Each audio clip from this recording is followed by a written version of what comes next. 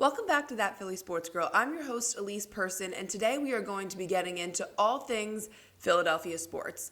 Let's get right into it with the Sixers and talking about the big news announced Sunday afternoon that Joel Embiid and Ben Simmons would not be playing in the NBA All-Star Game after their barber tested positive for the coronavirus. Super unlucky, super unfortunate thing that happened. They were being safe. Their barber was getting tested every single day, but unfortunately ended up testing positive after seeing Embiid and Simmons. So Embiid and Simmons were then placed under contact tracing.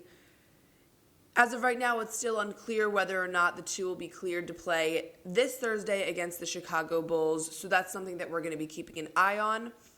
But a positive that came out of the All-Star game was Joel Embiid donating $100,000 to the city of Philadelphia.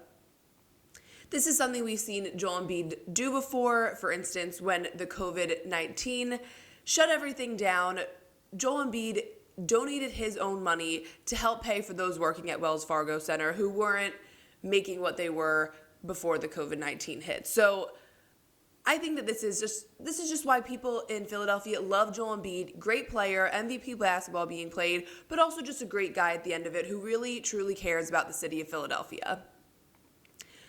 So, like I had mentioned, it is still unclear whether the two will be able to play against the Bulls. The Sixers do remain in first place in the Eastern Conference with a 24-12 record. So now looking ahead, the Sixers will be taking on Thursday the Chicago Bulls. The Sixers will possibly be out with their two best players, so the Sixers will need to work with their fairly young bench and their roster to bring success out of this game. So we're going to need to see the secondary continuing to have success off the bench, and hopefully some starters put up some really great numbers Thursday against the Bulls. So now looking ahead at the Flyers, this past Sunday was a game of firsts in Wells Fargo Center. It was the first time in nearly a year fans were allowed back in the arena. But it was also a night of firsts for two Flyers players who have played their first game in front of fans since 2019. Sunday night was Oscar Lindblom's first game in front of fans since December 2019 after being diagnosed with Ewing's sarcoma, a bone cancer, and had to miss the rest of the 2019-2020 season. Just this past July, he finished his radiation treatments. On Sunday night, he received a standing ovation during a stoppage of play in the second period. Nolan Patrick is the other Flyer who last played in front of fans in March 2019 after being diagnosed with a migraine disorder. Prior to the start of the season, Patrick hadn't played in an NHL game in almost 2 years. So it was a super exciting night for the two of them, finally being able to play in front of Philly fans once again in almost 2 years for the two combined. Unfortunately, even through all the excitement and the emotions of firsts, the Flyers were unable to pull out a win on Sunday night against the Washington Capitals, who were without star forward Tom Wilson, who received a 7-game suspension from the NHL after delivering a hit that put Bruins defenseman Brandon Carlo in the hospital Friday night. The Flyers lost to the Capitals 3-1.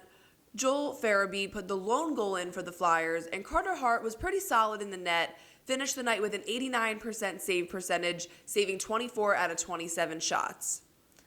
The Flyers will take on the Capitals 2 more times this week, and Tom Wilson will still be suspended for those 2 games. So the Flyers really need to clean it up, protect their net, make some adjustments defensively, and pull out some wins against the Capitals.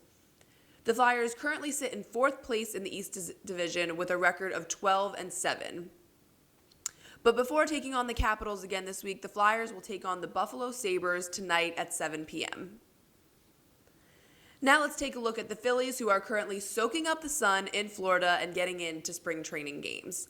There has been a lot of talk about certain individuals invited to the Phillies spring training camp, Odubel Herrera being one of them.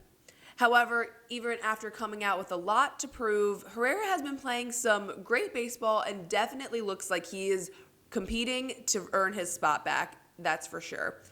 Right now, Herrera is 4 for 9 with a home run, RBI, and a stolen base, and he is also playing some stellar defense as well. The competition for center field has only gotten more interesting as spring training goes on, as Phillies center fielder Adam Hazley is now expected to miss about 4 weeks with a left groin strain. So there's a lot of moving parts. There's about 4 players competing for this starting position in center field, but it really seems like Herrera is out to get it. He wants that spot. He wants to earn it back. He wants to prove himself to his teammates, the clubhouse, the city of Philadelphia. And I love to see it. If he keeps playing baseball like this and he is apologetic for his prior actions, I would love to have him back because he is playing some seriously good baseball right now in spring training. Phillies manager Joe Girardi said about Herrera, quote, "He wants to win that spot. He's doing the things he needs to do," end quote. The Phillies are currently 4-3-1 in spring training, with a lot of different combinations and players being put into the rotation. Personally, I'm excited about our Phillies as of right now, and I hope that my excitement can stay put all the way through to opening day. So now let's move on to the Eagles. Big news for the Eagles offensive line after Jason Kelce announced he has reworked his contract and will be returning to play for the Eagles in the 2021 season. This is huge for the Eagles, as a solid offensive line will be super important to really determine the success of the quarterback that is under center. So speaking of the quarterback position, ESPN's Chris Mortensen has reported that the Eagles have decided to go with Jalen Hurts for the 2021 season, which is super exciting for news, at least for me. I love Jalen Hurts. But this also ties back to the return of Jason Kelce, because with the solid offensive line, we will really be able to better judge Hurts' success under center. Because with a strong offensive line, you can determine a lot, with the pass rush, with his delivery of the ball. There's a lot that can be determined if we have a good offensive line. If we have a poor offensive line, we could have a season similar to last. But as of right now, Hurts is the only quarterback the Eagles have under contract.